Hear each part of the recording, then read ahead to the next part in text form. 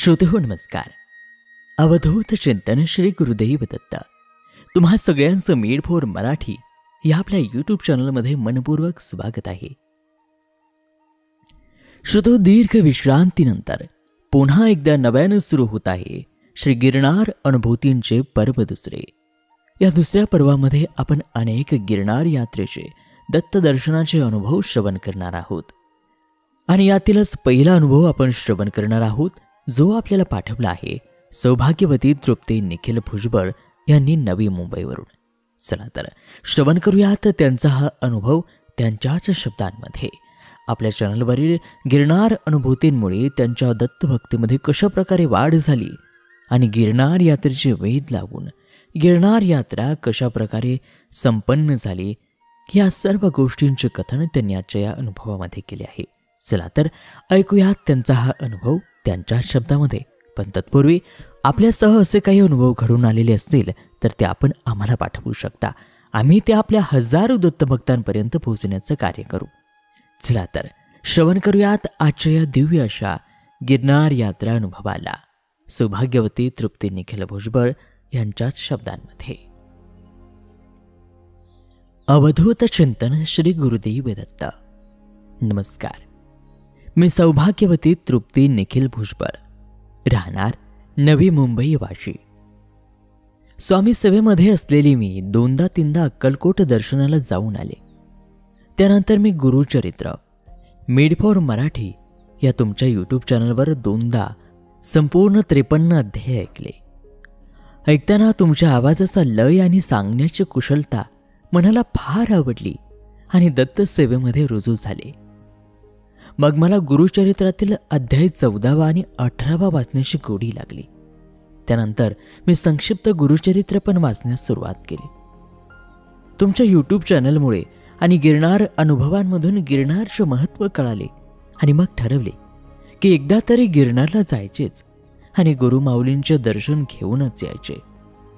शेवटी तो योगही आला आणि आम्ही 11 मैत्रिणी गिरनारला जायचे ठरविले. तो दिवस होता 31 जानेवारी 2025. दत्तगुरूंचे दर्शन घेणे हे काही सोपे नाही. दत्तगुरू भक्तांची परीक्षा घेतल्याशिवाय राहत नाहीत.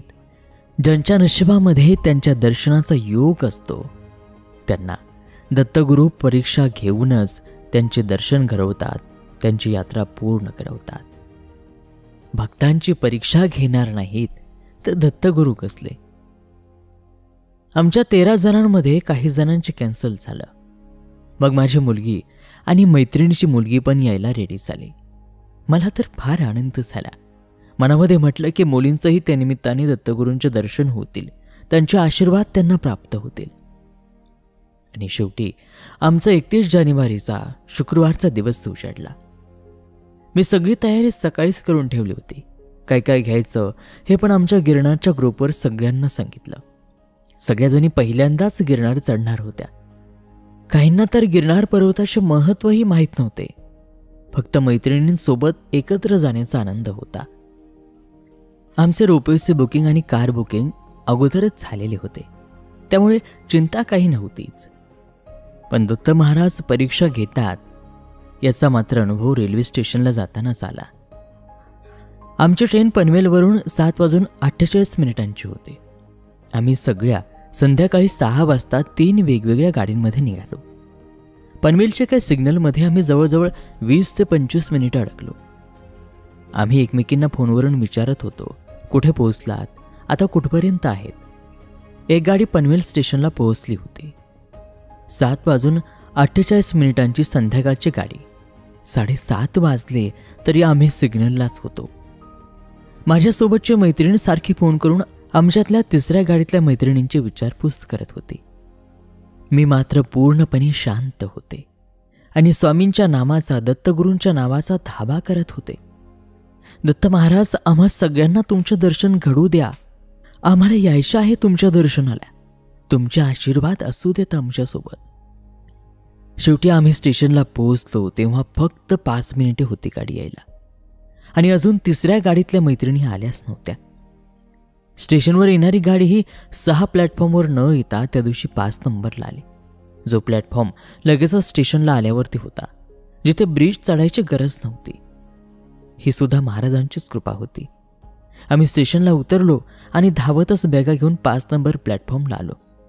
3ऱ्या गाडीतल्या मैत्रिणींना सांगितले, ज्या अजून पण पोहोचल्या नव्हत्या, त्यांना 5 नंबरवरती यायला सांगितले. गाडीला फक्त 1 मिनिट राहिला होता तेव्हा त्या प्लॅटफॉर्मवरती पोहोचल्या असा फोन आला आणि आमच्यातली एक मैत्रीण त्यांना आणायला गेली. गाडी आली तोपर्यंत त्या आमच्यासोबत पोहोचल्या होत्या. मी त्यांना जाऊन मिठीच मारली, कारण आमच्यापैकी एकही जण आले नसते तर आमच्या जायची जरा डळमळीतच झाली असते. पण धन्य ते स्वामी, धन्य ते दत्तगुरू. सगळ्यांचा जीव भांड्यात पडला आणि जय गिरणारीचा जल्लोष करीत ट्रेनमध्ये आम्ही बसलो. आमची गाडी राजकोटला सकाळी 8 वाजता पोहोचणार होती, पण ती 2.5 तास लेट झाली. आम्ही राजकोटला 10:30 वाजता पोहोचलो. कार बुकिंग एका मैत्रिणीने आधीच करून घेतले होते. मग राजकोटला कारमधून आम्ही 11 जणी जुनागडला निघालो. आम्हाला दुपारचे 2:30 वाजले. ट्रेनमध्येच मी रोपवेच्या नंबरवरती फोन लावला होता. आमचे रोपवे बुकिंग 12 वाजताच आहे, पण ट्रेन लेट आहे, तर नंतरच्या रोपवेने आम्हाला जाता येईल ना? त्यांनी हो म्हणून सांगितले. रोपवे 5 वाजेपर्यंत असतात, तुम्ही संध्याकाळी 5 पर्यंत कधीही जाऊ शकता. हे ऐकून खूप बरे वाटले आणि थोडी चिंता कमी झाली. आम्ही जुनागडला दुपारी 2:30 वाजता स्वामीनारायण मंदिरामध्ये उतरलो. लगेचच 45 मिनिटामध्ये अंघोळ वगैरे करून सगळ्याजणी खाली आल्या. तोपर्यंत आम्ही माहिती घेत होतो. स्वामीनारायण मधले लोक म्हणत होते की तुम्हाला आता रोपवे नाही मिळणार, तुम्ही उद्या जा. मनामध्ये थोडी घालमेलच झाली. म्हटले आपण सगळ्यांनी रोपवेपर्यंत जायचे आणि मग पुढचे बघूयात. आम्ही कार थांबवून ठेवल्या होत्या, त्यामुळे लगेचच आम्ही 15 मिनिटामध्येच गिरनार रोपवेपर्यंत पोहोचू शकलो. आम्ही सगळ्याजणी कारमधून उतरलो आणि दुकानदारांना विचारत रोपवेपर्यंत पोहोचलो.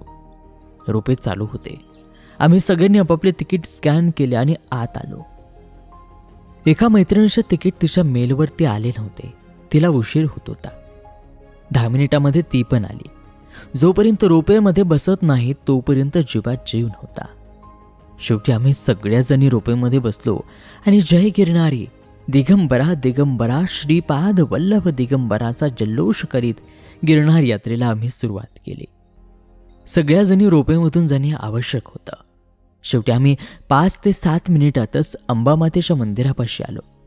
मग मात्र मला हायसे वाटले आणि आता दत्तगुरूंचे दर्शन आपल्याला होईलच हे निश्चित झाले. आम्ही 4 वाजता सायंकाळच्या सुमारास अंबामातेच्या मंदिरामध्ये होतो. सायंकाळच्या अंबामातेचे दर्शन आणि पुढे तेथून गोरक्षनाथ मंदिर आणि मग दत्तपादुका मंदिर, हे सगळं जणू काही दत्तगुरूंनी ठरवूनच आमचे प्लॅनिंग केले होते. सायंकाळच्या त्या गुलाबी थंडीमध्ये आम्ही गोरक्षनाथ मंदिरामध्ये निघालो.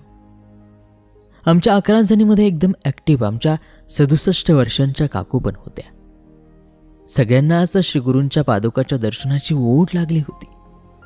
आमचा रोपवेचा प्रवास हा एकमार्गीच होणार होता, कारण सायंकाळी 5 नंतर रोपवे बंद होतात. कोणीही तक्रार न करता सगळ्याजणी म्हणाल्या, आपल्याला परतताना उशीर झाला तरी चालेल, आपण आता जायचेच, मागे वळून पाहायचे नाही. आणि परत एकदा जय गिरणारीच्या गजरामध्ये आणि जल्लोषामध्ये आम्ही गोरक्षनाथ मंदिराकडे निघालो आणि 2000 पायऱ्या आम्ही 45 मिनिटांमध्ये पूर्ण केल्या. थोडा विसावा घेतला आणि सगळ्यांना मी थोडीशी माहिती सांगितली गोरक्षनाथ आणि दत्तपादुका मंदिराची. मग आम्ही सगळ्या 11 जणी आता दत्तपादुका मंदिराकडे निघालो. सगळे एकमेकींची काळजी घेत, विचारपूस करत, काय ग बरी आहेस ना? सगळ्यांमधील ती दत्तदर्शनाची प्रबळ इच्छाच आम्हाला इथपर्यंत घेऊन आली होती. आम्ही कमंडलकुंड गुरुदत्त चरणपादुका द्वार गेटपाशी पोहोचलो आणि या अवघ्या 1.25 तासामध्ये शेवटी आम्ही दत्तपादुका मंदिरामध्ये प्रवेश केला. हळूहळू सगळ्याच जणी पोहोचल्या. फार काही गर्दी नव्हती, त्यामुळे आम्ही बसून तेथे नामस्मरण केले आणि श्री दत्तांची मूर्ती पाहून मन खूप प्रसन्न झाले. शतशः त्या माऊलींचे आभार मानले. त्यांची कृपा म्हणूनच आज आम्ही दर्शन घेण्यास गिरनार पर्वत दत्तपादुका मंदिरात पोहोचलो. तेथे असलेल्या पादुकांचे मन भरून दर्शन घेतले. गर्दी नसल्यामुळे आम्हाला मंदिरामध्ये 10 मिनिटे बसता आले. मूर्तीचे खूप छान दर्शन झाले. कुठलीही घाई नव्हती. एक माळ जप झाल्यावरती आम्ही सगळे उठलो. माझ्या एका मैत्रिणीने लाडूचा प्रसाद तिथे दिला आणि आम्ही दर्शन घेऊन बाहेर पडलो. माझी एक मैत्रीण तिच्या मुलीसोबत जरा मागे होती. तिला यायला 10 मिनिटे उशीर होता. आम्ही सगळ्याजणी मंदिराच्या 5 पायऱ्या उतरल्यावर तिथेच बसलो आणि मी म्हणाले, अगं अजून आपल्याला 15 मिनिटे आहेत तर मी माझा एक 14वा अध्याय गुरुचरित्राचा वाचते. तर लगेचच दुसरी मैत्रीण म्हणाली, मग जोरातच वाच की, आम्ही सगळेच ऐकू. माझा तर विश्वासच बसेना आणि अक्षरशः माझे डोळे पाणावले. आम्ही सगळ्या रांगेमध्ये बसलो. मी सगळ्यांच्या मध्ये बसले होते आणि जोरात 14वा अध्याय वाचला. मी त्यावेळी स्वतःला खूप भाग्यवान समजले. माझ्यामुळे त्या सगळ्यांपर्यंत स्वामींच्या या 14व्या अध्यायाचे पठण आणि श्रवण झाले. कोण्या मैत्रिणीचे बाबा तर आई गुरुचरित्र वाचत असत. माझ्या वाचनाने त्यांना ते सर्व आठवले आणि त्यांचे सुद्धा डोळे पाणावले. नंतर मी एकदा घोर कष्टोद्धारण स्तोत्र पण वाचले आणि दत्तगुरूंचा जय जयकार केला. तोपर्यंत माझी मैत्रीण तिच्या मुलीसह आमच्यापर्यंत पोहोचली. आम्ही सगळ्या लेडीजच होतो. आम्ही सायंकाळी 6:15 वाजता दर्शन घेऊन कमंडलू कुंडाकडे महाप्रसादासाठी निघालो. आम्हाला जाताना पुण्याचे 4 जण भेटले. त्यांना आम्ही सांगितले की आम्ही सगळ्या लेडीजच आहोत, जाताना तुम्ही आमच्यासोबत चालाल का? तेव्हा ते हो बोलले. जणू काही दत्त महाराजांनीच आमच्यासाठी किंवा आमच्या रक्षणासाठी त्यांना पाठवले होते. पिऊ नकोस, मी तुझ्या पाठीशी आहे. आम्ही सगळ्यांनी महाप्रसाद घेतला. बाटलीमध्ये कमंडलू कुंडातले तीर्थ घेतले आणि परतीच्या 10,000 पायऱ्या उतरण्याच्या प्रवासाला निघालो. दत्त मंदिराच्या गाभाऱ्यामध्ये ध्यानस्थ झाल्यावरती डोळ्यांसमोर उभा असलेल्या दत्त महाराजांची मूर्ती सारखी दिसत होती. मला ती इतकी प्रचंड मोठी दिसली आणि मन प्रसन्न झाले. परतीच्या प्रवासामध्ये आता आमच्यासोबत 4 पुरुष पण होते. 2 समोर, आम्ही 11 जणी मध्ये आणि 2 पुरुष मागे. असे आम्ही गप्पा मारत निघालो. एकमेकांचे अनुभव शेअर करत आम्ही गोरक्षनाथ मंदिर, मग अंबामाता मंदिर आणि मग जैन मंदिर. उतरताना सगळ्यांना त्रास होत होता. सगळ्याजणी विचारत होत्या, आता अजून किती वेळ लागेल? एक काका म्हणायचे, अजून अर्धा तास. असं करत करत 5,000 पायऱ्या आम्ही कधी उतरलो कळालेच नाही. काळाकुट्ट अंधार होता. त्यात खूप काही श्वापदांबद्दल ऐकलेलं होतं, त्यामुळे मनामध्ये थोडीशी भीती होती. आम्ही सगळ्याजणी गुरुदत्तांच्या नामस्मरण करत भजन गात होतो. तसेच काठ्यांचाही आवाज करत चालत होतो. वारा खूप होता आणि थंडीही. आमच्यासोबत असणाऱ्या एका काकांकडे स्वेटर किंवा शॉल काहीच नव्हते. त्यांना पायऱ्या उतरताना त्रास व्हायला लागला. मी माझ्याकडचे स्वेटर त्यांना दिले आणि मग त्यांना जरा बरे वाटले. मलाही फार बरे वाटले की कोणाला तरी आपण आणलेल्या या स्वेटरचा उपयोग झाला. आम्ही अजून 3,000 पायऱ्या उतरून खाली आलो तेव्हा रात्रीचे 8:30 वाजले होते. सगळेच जण थकलेले होते, पण ते 4 पुरुष एकदम ऍक्टिव्ह होते. काहीच थकवा जाणवत नव्हता त्यांना. आम्ही सगळ्यांनी तिथे चहा घेतला आणि काकांनी स्वेटर मला परत केले. त्या चौघांना रात्रीच तेथून सोमनाथला जायचे होते. तेथून त्यांनी आमचा निरोप घेतला आणि भरभर पायऱ्या उतरून निघून गेले. आम्हाला क्षणातच ते दिसेनासे झाले. आता होता होता शेवटच्या 2,000 पायऱ्यांचा टप्पा, जो आम्हा 11 जणींना करायचा होता. माझी एक मैत्रीण कायमच काकूंना साथ देत होती आणि उतरताना त्यांची काळजी घेत होती. शेवटच्या 2,000 पायऱ्या जरा जंगलामधल्या होत्या, ज्यांना काही सिक्युरिटी वाल नव्हत्या. आम्ही सगळ्याजणी ग्रुपमध्येच चालत होतो. पाय तर सगळ्यांचेच कामातून गेले होते.